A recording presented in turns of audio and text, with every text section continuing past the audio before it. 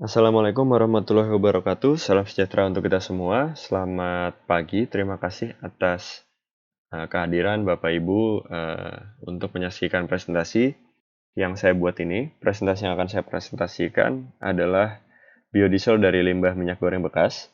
Perkenalkan, nama saya Aditya Maheranta, mahasiswa KKN Universitas Gadjah Mada di Pedan, Klaten. Pertama-tama saya akan menjelaskan apa itu biodiesel. Sekilas, biodiesel itu adalah bahan bakar alternatif pengganti solar yang dihasilkan dari bahan-bahan alami, baik itu minyak nabati atau yang berasal dari tanaman dan minyak hewani yang berasal dari eh, hewan begitu.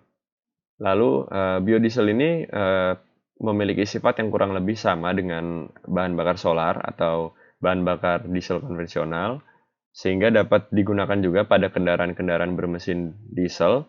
Akan tetapi ada pengecualian, nanti akan saya jelaskan lebih dalam di belakang begitu. Lalu juga biodiesel ini tidak mengandung bahan bakar minyak bumi dan dapat diuraikan secara alami, sehingga biodiesel ini lebih ramah lingkungan. Dan apabila terjadi kecelakaan yang menumpahkan bahan bakar biodiesel ini ke lingkungan, biodiesel ini tidak akan mencemari atau tidak akan memiliki efek buruk bagi lingkungan. Misalnya biodiesel ini tidak akan meracuni anak-anak atau meracuni hewan ternak, karena komponen-komponen organik dari biodiesel ini dapat langsung terurai oleh mikroorganisme yang ada di tanah.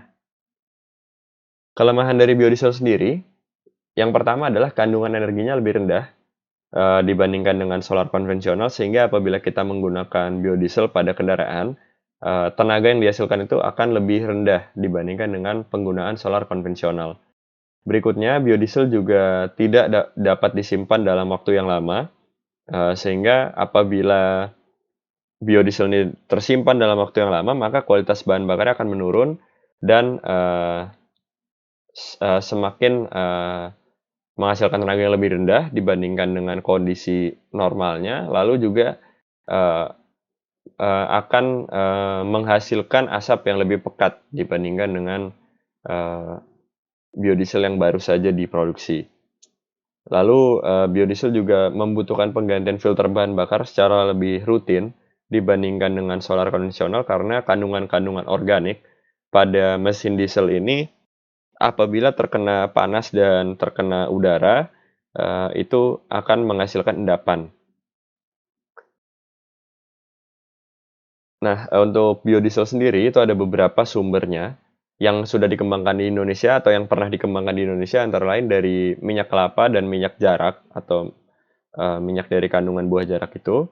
Lalu di beberapa negara juga sudah dicoba dikembangkan dari minyak goreng bekas dan minyak nabati atau minyak hewani lain.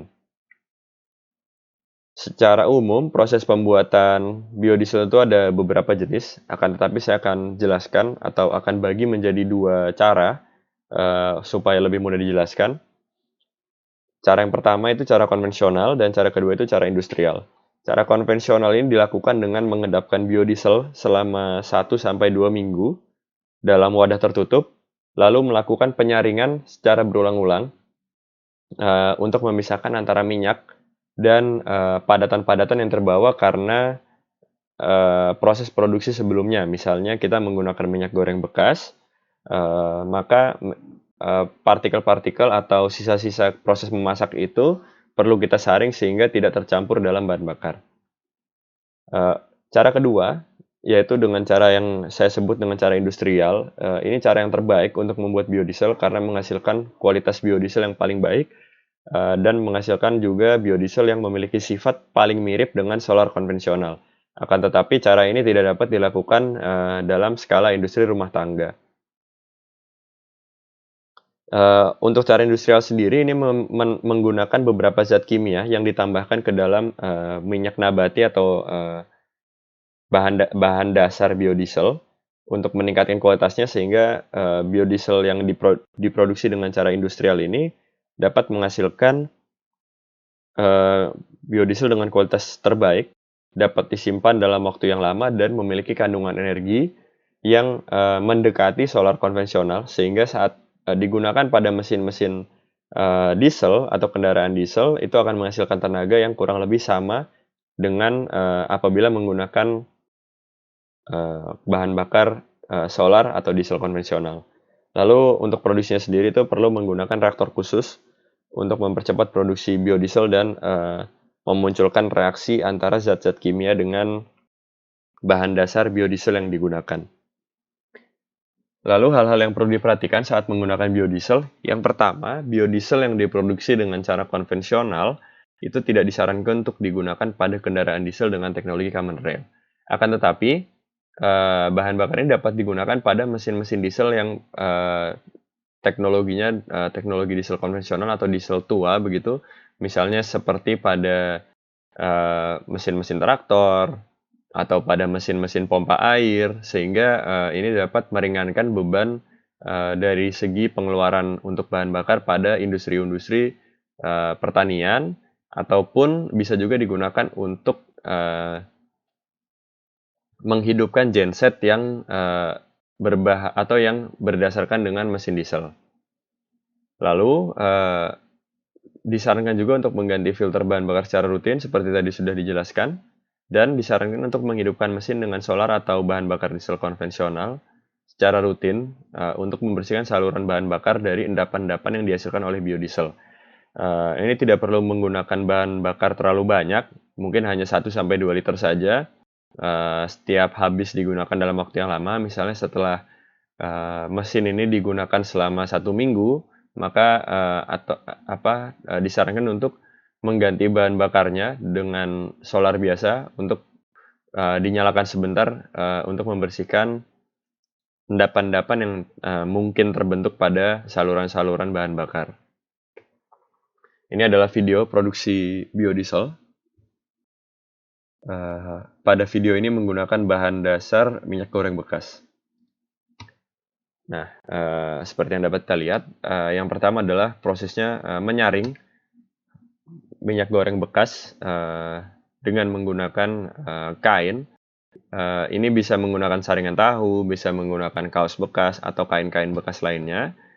Diusahakan kainnya memiliki serat yang ukurannya cukup kecil sehingga dapat menangkap partikel-partikel yang berukuran kecil. Lalu selanjutnya, biodiesel atau minyak goreng bekas ini disimpan selama 1-2 minggu untuk mengendapkan kembali sisa-sisa partikel yang lolos dari proses penyaringan dan disaring sekali lagi untuk betul-betul meyakinkan bahwa sudah tidak ada partikel padat yang lolos dari proses penyaringan. Nah, setelah proses pengendapan dan penyaringan ini selesai, maka biodiesel ini sudah dapat digunakan untuk menghidupkan mesin-mesin diesel konvensional. Ini adalah sumber video yang saya gunakan, didapatkan dari channel YouTube Car Throttle. Lalu sumber artikel yang saya gunakan ada Dieselnet dan dari artikel yang ditulis oleh BPPT. Lalu ini adalah sumber akademis yang saya gunakan sebagai bahan dasar pembuatan video ini. Terima kasih atas partisipasi Bapak Ibu hadirin sekalian dalam menyaksikan video ini. Saya berharap semoga program ini dapat bermanfaat bagi masyarakat Desa Kalangan dan dapat membantu atau setidaknya dapat memberikan tambahan informasi bagi masyarakat Desa Kalangan. Saya berharap ke depannya program ini dapat memberikan manfaat sebesar-besarnya. Saya mohon maaf apabila ada kesalahan dan kekurangan selama presentasi ini. Saya pamit undur diri. Wassalamualaikum warahmatullahi wabarakatuh. Terima kasih.